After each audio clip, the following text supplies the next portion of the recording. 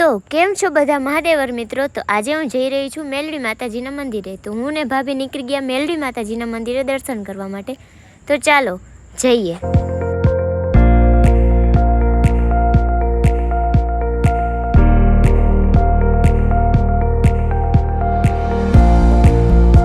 પછી દર્શન કરીને થોડી વાર ત્યાં અમે બેઠા.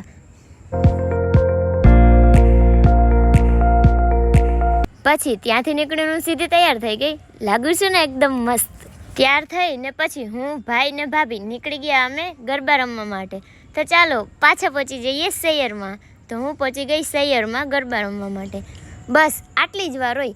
ખાલી મેદાન દેખાણું નથી કે પછી આપણે વિડીયો બનાવવાનું ચાલુ થયા નથી. વિડીયો અને ફોટો પાડીને સીધી ફ્રીસ્ટાઇલ રમવાની ચાલુ થઈ ગયો.